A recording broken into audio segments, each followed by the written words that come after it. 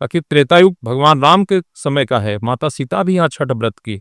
जिस समय में भगवान राम थे उस समय का यह मंदिर है। त्रेतायुग 12,96,000 वर्ष का होता है, जिसमें 12,16,000 वर्ष बीतने के बाद इस सूर्य मंदिर का शिलान्यास हुआ या निर्माण हुआ। आज भी लोगों की मान्यता है कि जिन्हें कुष्ठ की रोग है वह तालाब में स्नान करते हैं, भगवान सूर्य की पूजा आराधना करते हैं, आज भी उनका कुष्ठ ठीक होता है। और यहाँ छठ व्रत करने का जो परंपरा है, हिंदुओं में छठ का बहुत महत्व है और भगवान सूर्य की उपासना है छठ व्रत में। तो यहाँ मंदिर में आने के बाद जिन लोगों का किन्हीं को संतान की प्राप्ति नहीं है, किसी को नौकरी चाकरी या कोई कष्ट व्याधि है, कोई कुष्ठ रोग से ग्रसित है, तो उनको यहाँ कामना करने के बाद उनको कामना से पूर्ति हो जाती है, ठीक हो जाता है। तो ऐसा करने से वह छठ व्रत यहाँ अवश्य करते हैं। इसलिए विश्व में पूरे जगह छठ होता है, लेकिन सबसे ज्यादा देव में छठ होती है। मुख्यतः यही कारण है।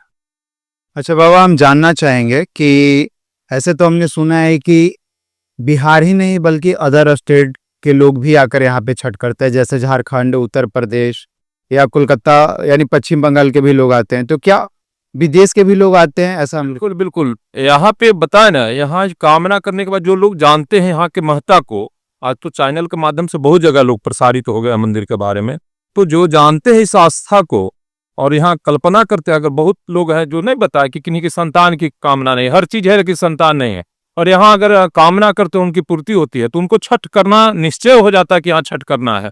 इसलिए पूरे देश विदेश हर जगहों के लोग यहाँ आते हैं छठ व्रत करने के लिए। अच्छा, हर साल यहाँ पे छठ व्रती जो होते हैं कितने की संख्या में आते होंगे एक अनुमानित, और इस बार क्या तैयारी चल रही है छठ को लेकर? देखिए, छठ पूजा विशेष रूप से यहाँ होती है। छठ पूजा में 10 से 15 लाख की भीड़ होती है, अनुमानतः जो हम लोग लगाते हैं भीड़ की संख्या, लेकिन इस वर्ष भी लगभग 15 लाख से कम भीड़ नहीं होने को है। कारण कि अगले साल अधिक मास लग जाएगा, तो अधिक मास में क्या होता है कि नए लोग छठ व्रत नहीं कर पाते। इसलिए अभी से जो यहाँ परंपरा है बिहार की, जिनके घर में शादी होती है, किन्हीं का मुंडन है, तो उनको छठ व्रत करना आवश्यक हो जाता है। इसलिए इस वर्ष छठ की संख्या में लगभग 15 लाख की भीड़ होगी। क्या तैयारी चल रही है छठ व्रती को सुविधा को लेके कि किस तरह उनको किसी तरह से असुविधा ना हो, इस तरीके का क्या प्लान है इस बार? देखिए, छठ व्रत में जिला प्रशासन के द्वारा भी अनेक तरह की व्यवस्थाएं हैं। व्रतियों को रहने के लिए टेंट की भी व्यवस्था है, पेयजल की व्यवस्था, जितना भी जो सरकारी महकमा है सबको अपना अपना जिम्मा दिया गया है और अपने जिम्मे के अनुसार सब लोग अपना कार्य कर रहे हैं। और यह मंदिर का कार्य है तालाब और सूर्य मंदिर का देखरेख, इनका मंदिर कमेटी करती है। बाकी जिला प्रशासन के द्वारा सारा चीज विधि व्यवस्था और होती है और हो रही है सब। बाबा, इस मंदिर के बारे में देश ही नहीं बल्कि ये मंदिर विदेश में भी प्रसिद्ध है, लेकिन बहुत ही कम लोग, जो अदर स्टेट के लोग हैं, बहुत ही कम लोग उनको पता होता है, कम लोगों को, कि जो सूर्य मंदिर तालाब है जहाँ पे छठ व्रती स्नान करते हैं, और उसका महत्व क्या है और कैसे वहां से शुरुआत हुई, क्या उसके बारे में थोड़ा दर्शकों को बताना चाहेंगे? देखिए, छठ व्रत का जो तालाब है, हर नाम के पीछे राज होता है। उस तालाब का नाम है सूर्य कुंड तालाब, नाम है सूर्य का नाम लगा हुआ है, सूर्य कुंड तालाब। उसका कथा है कि राजा ईला के पुत्र एल जो थे, उनको पूरे शरीर में कुष्ठ था, और भगवान सूर्य पूरे शरीर के मालिक होते हैं, यानी शरीर में किसी प्रकार की अगर बाधाएं हैं, कष्ट हैं, तो भगवान सूर्य की उपासना करने से उनका कष्ट दूर होता है। तो राजा ईला के पुत्र एल को कुष्ठ व्याधि के कारण लोगों ने बताया कि भगवान सूर्य की उपासना करें, जिससे आपका कल्याण होगा। वह इस मंदिर में आए, यहाँ दर्शन पूजन के उपरांत, या देव मंदिर के अतिरिक्त बाकी जंगल था, तो वह राजा थे और उस समय इतनी व्यवस्था नहीं थी। वह राजा के साथ जो भी आज्ञाकारी लोग थे, राजा दर्शन के पश्चात जब उनको प्यास लगती है तो अपने आज्ञाकारियों से जल की प्रबंध करने को कहते हैं। तो उनके आज्ञाकारी पूरे जंगल को भ्रमण करते हुए, जो आज तालाब है, एक गड्ढानुमा था, उस गड्ढा के पास पहुंचते हैं। उसमें जो कुछ जल बचा हुआ रहता है उसको बीच कर राजा का सानिध्य लाते हैं। राजा जब जल को पीते हैं, ग्रहण करते हैं, जल को पीने के बाद हाथ में, मुंह में, जहां भी उनका जल का स्पर्श होता है, वह शरीर कुष्ठ से कंचन ठीक हो जाता है। और ऐसा होने से उस राजा को आश्चर्य होता है कि जल में कौन सा चमत्कार है।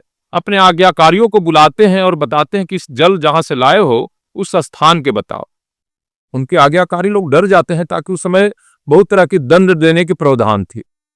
लेकिन राजा ने कहा कि तुम लोग किसी प्रकार की भय नहीं करो और उस स्थान के बताओ जहां से जल लाए। तो राजा उस स्थान पर जाते हैं जहां पर आज सूर्य कुंड तालाब है, गड्ढा था, और उस गड्ढा में जल के अतिरिक्त जो भी कीचड़ वगैरह था पूरे शरीर में लेप लगा लेते हैं। ऐसा करने से राजा का पूरा शरीर कंचन हो जाता है, यानी कुष्ठ से ठीक हो जाता है। तो राजा को आश्चर्य होती है कि इसमें कौन सा चमत्कार है। वो कहते हैं कि आज यहीं विश्राम करें। जैसे हम लोग भी कहीं भ्रमण में जाते हैं, कुछ अच्छा जगह मिलता है तो वहां विश्राम के लिए रुक जाते हैं। वह राजा रुकते हैं, तो ऐसा करने से उनको स्वप्न होता है रात में कि इसमें भगवान सूर्य की प्रतिमा है, जिसे निकाल कर मंदिरों में स्थापित करो। तो अंदर में जो ब्रह्मा विष्णु महेश की प्रतिमा जो देख रहे हैं, उसी सूर्य कुंड तालाब से निकले। उस तालाब की जब खुदाई होती है तो उससे यह तीनों विग्रह निकलते। इसके पूर्व में विग्रह जो पुरानी के यहाँ है, एक बाहर गेट पर है, वो पुराने विग्रह जो खंडित है, लेकिन नए विग्रह जब स्थापित होते हैं तो उनको यहाँ स्थापना किया जाता है। सूर्य की मूर्ति निकले, इसलिए उस कुंड का नाम हुआ सूर्य कुंड तालाब। आज भी लोगों की मान्यता है कि जिन्हें कुष्ठ की रोग है वह तालाब में स्नान करते हैं, भगवान सूर्य की पूजा आराधना करते हैं, आज भी उनका कुष्ठ ठीक होता है। अच्छा बाबा, वहाँ पे दो तालाब हैं, एक सूर्य कुंड तालाब और एक दूसरी तालाब जिसकी जानकारी मुझे भी नहीं है। उसके बारे में कुछ बताएंगे दर्शकों, क्योंकि बहुत लोग का कंफ्यूजन होता है कि सूर्य कुंड तालाब में तो छठ पूजा में लोग स्नान करते हैं, जिनका कष्ट है वो स्नान करता है, पर दूसरी तरफ जो तालाब है उसकी मान्यता क्या है? देखिए, उसका नाम रुद्र कुंड तालाब है, बगल वाले तालाबों को। सूर्य कुंड तालाब जो है, जहां से भगवान सूर्य की प्रतिमा निकले हैं, उसमें अर्घ होता है, और मुख्यतः वही है अर्घ के लिए, ताकि प्राचीन चीज है, सूर्य की मूर्ति निकले, राजा इला के पुत्रेल को कुष्ठ ठीक हुआ उसी जल से। लेकिन बगल में जो रुद्रकुंड तालाब है, उसमें पहले कपड़ा वगैरह धोने के लिए लोग यूज करते थे, और इसमें स्नान पूजन के लिए यूज होता था। लेकिन भीड़ की जो स्थिति है, देखते हुए भीड़ को कंट्रोल करने के लिए उस कुंड को भी तब्दील कर दिया जाता है कि छठ के रूप में लोग इसमें भी अर्घ दे, ताकि बगल में। तो बहुत लोग जो नहीं जानते हैं या अनजान व्यक्ति है, भीड़ को कम देखते हुए उसमें भी अर्घ दे लेते हैं। और भीड़ को कंट्रोल करने के लिए सरकार के द्वारा व्यवस्था की गई है, ताकि भीड़ कंट्रोल हो सके। ताकि एक तालाब में इतना ज्यादा भीड़, 15 लाख की भीड़, मुश्किल हो जाता है। लेकिन सूर्य की उपासना है उनकी, अगर आस्था से पूजा किया जाए तो घर पर भी भगवान सूर्य के अर्घ देते हैं तो भगवान को मिल जाता है और कल्याण भगवान करते, इसलिए उसका भी रुद्रकुंड नाम है, और उसमें भी अर्घ देने की परंपरा चालू हो गई। बाबा, अभी तक तो मैंने जो पूछा आपने बताया। कुछ ऐसी इस सूर्य मंदिर की कुछ ऐसी बातें जो बहुत कम ही लोग जानते होंगे, क्या आप हमारे चैनल के माध्यम से वो चीजों को बताना चाहेंगे जो बहुत लोगों तक नहीं पहुंच पाई है या बहुत कम ही लोग जानते हैं? देखिए, हर मंदिर जो है त्रेता युग का मंदिर है। त्रेता यानी भगवान राम, जिस समय में भगवान राम थे उस समय का यह मंदिर है। त्रेता युग 12,96,000 वर्ष का होता है, जिसमें 12,16,000 वर्ष बीतने के बाद इस सूर्य मंदिर का शिलान्यास हुआ या निर्माण हुआ है। यानी अभी वर्तमान समय में इस मंदिर का जो लेख बताता है, पहले पाली भाषा में था, उसको हिंदी संस्कृत अनुसरण किया गया 1978 में। तो पाली भाषा के हिंदी संस्कृत अनुवाद जो किया गया उसमें बताता है कि त्रेता युग 12,96,000 वर्ष का होता है, जिसमें 12,16,000 वर्ष घटाने पर 80,000 बचा। द्वापर 5,078 वर्ष, कलयुग जो है इतना वर्ष, टोटल अभी 9,49,078 वर्ष बोर्ड के अनुकूल, यानी 78 में बोर्ड लगाया गया है, लेकिन अभी चल रहा 2025।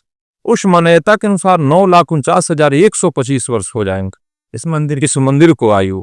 और इतना पुराना हमें नहीं लगता कि इस क्षेत्र में कहीं भी कोई इमारत हो, कोई मंदिर हो या कोई गढ़। ताकि त्रेतायुग भगवान राम के समय का है, माता सीता भी यहाँ छठ व्रत की है। जब त्रेता की बात ही है तो समझिए भगवान राम के समय का है। ये पहली बार हमने भी जाना कि भगवान राम की पत्नी सीता भी यहाँ व्रत की थी। बाबा, समय देने के लिए बहुत बहुत धन्यवाद, और बने रहिए हमारे पैंथलासा न्यूज के साथ। और ये है देव सूर्य मंदिर का परिसर, जहाँ पे लाखों छठ व्रती आते हैं और देव सूर्य कुंड में स्नान करने के बाद इसी मंदिर में भगवान सूर्य की आराधना करते हैं।